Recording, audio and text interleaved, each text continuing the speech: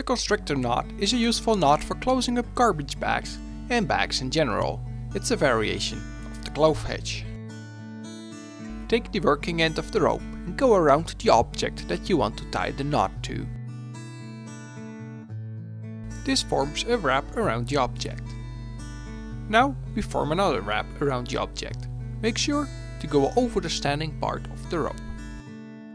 Now you have two loops in a figure of 8 shape around the object. The constrictor knot is a jamming knot. After it has been loaded, it will become very hard to untie.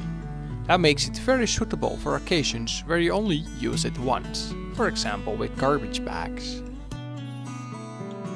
To finalize the constrictor knot, you take the working end, then poke it through the first loop you have created.